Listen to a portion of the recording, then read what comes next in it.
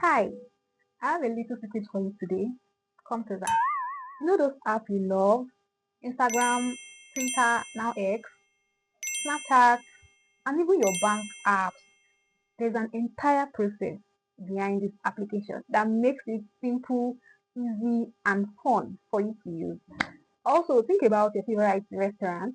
You know, it's not just about the food. You know, it's also about the experience, how easy it is for you to, order your food and get to use the staff and, all of those experiences. That is what makes you like that particular restaurant. Apps and websites also work the same way. And that is what UX design is all about. In today's video, I'm going to be telling us how a product designer create these beautiful experiences that we enjoy today. Hi guys, my name is Rebecca. I'm a product designer, a creative, and a storyteller. In today's video, we'll be talking about UX design process. What is UX design process? UX design process or UX process is like a roadmap that helps designers create digital products or digital experiences that you actually love. Now, think about it like a baker. Think about it like a baker that wants to bake a cake. The baker would not just dump all the ingredients inside an oven.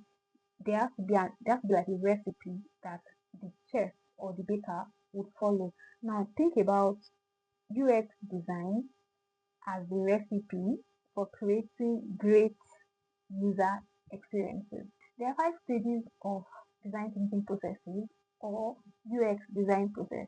Now the first is the empathize stage or the research stage, then followed by the define stage, and then we have the ideate or ideation stage, then we have the prototype and then the test stage.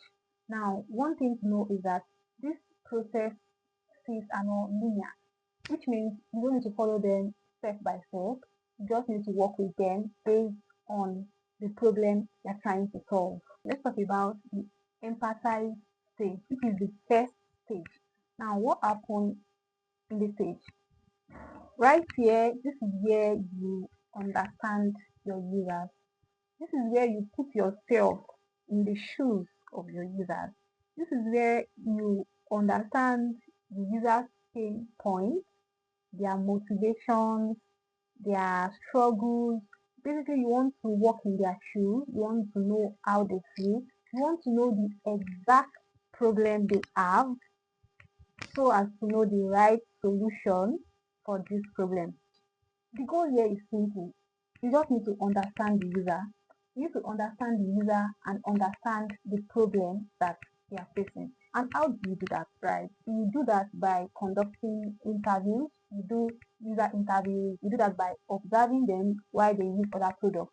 You also do that by also checking existing products and see what is happening on that particular product so as to build on it. For example, if you are designing a food app, now you need to know the people that are using this food app. You need to ask them, how do they use this food app? You need to ask them, what problem are they facing currently? You want to know how they are using the app. You want to know what is going wrong or what they don't like about the application.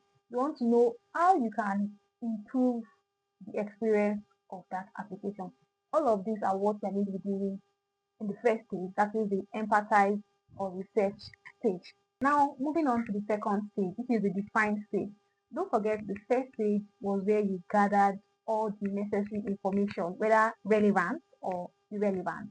You gather all the necessary information. That's where you do your detective work. You try to just know what and what and what and every single thing that you need to know. Now, the next stage is the define stage. What do you do in define stage? Now, the final stage is where you bring all your everything you gathered, you bring them together, and you're like, okay, now you need to now know who and what is what. Does that make sense? You need to know the actual users that you're dealing with based on what you've gathered. You want to know, okay, people that use these food applications are probably people that are mostly people that work from home. You want to know the kind of users, you want to know the age group, right? Based on the information you've gathered the first stage. After you've gotten all your information from the first stage, you've done your research or your detective work, and you've gotten all the necessary information, whether useful, whether not useful. You've gotten everything. Now the next stage, which is the defined stage, this is where you bring all of those information together. You gather all of those information together, and you go through this information to define them. You want to know, based on this information that I have, who are the actual users of this particular application? What is their age range, right? You want to know that information about the user. You want to know what exactly is their problem, right? They want faster food. They want to cut, they want to like reduce the time it takes to order, right? You want to know what the end goal would look like. So basically, this is where you know all those information about what you're trying to build or what you're trying to design. You want to know what exactly is going wrong. You want to know what you can do better based on the information you got.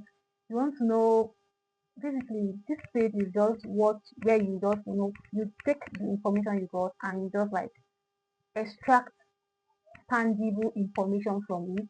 You extract information that can move you to the next stage. Moving on to the next stage, which is the ideate stage or ideation stage. We can also call that the brainstorming stage. Now, this is when you brainstorm on every possible idea you can find, right? You brainstorm on everything. You just put down what possible solution that you can find to solve this problem. Now, at this point, you're not thinking about, oh, this thing is not right for this app. You don't think about that at this stage. You just bring all your brainstorming ideas together. You bring all the information together, and whether they are wrong or right, you just bring them together.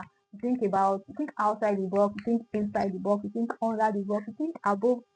Basically, this is where you just like brainstorm, bring ideas, you can share it with people, ask them what do they think, or you do your research and get more information. So basically, this is just the stage where every information is welcome. You are open to collecting information. What you do here is just like gather all of these solutions, then you narrow down later. Now, for example, for the food app, you could think about, oh, let's just have 3 clicks to order for lunch. Or if we just say, oh, people are ordering this particular food, maybe we should have a button to reorder any kind of meal for users. So you think about every possible solutions that could just solve that problem. Now, the next stage is the design stage. Now, just like the name design, you get into action, you get into work, right? So this stage, before you go into design, you need to create your wireframe. Now, what is a wireframe? Wireframe is just like a sketch. You have like low fidelity, just like a sketch of your actual design, of your high fidelity design. So your wireframe is just like a black and white sketch of the actual design. So now, why do you need to design a wireframe? This is just to work on it, like test the wireframe and before going into like the final solution. So for example, you just like a mock-up basically. You can test the wireframe. You can even give it to stakeholders to test.